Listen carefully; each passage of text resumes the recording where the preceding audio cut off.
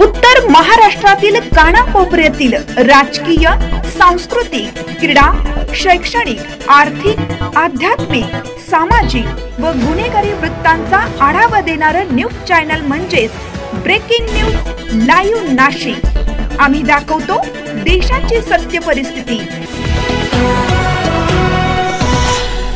नाशिक शहर आणि परिसरात काल रात्री सुरू असलेल्या संततधार मुसळधार पावसाचे पार्श्वभूमीवर नाशिक महानगरपालिकेच्या वतीने नागरिकांना सतर्कतेचे आवाहन करण्यात आलेले आहे।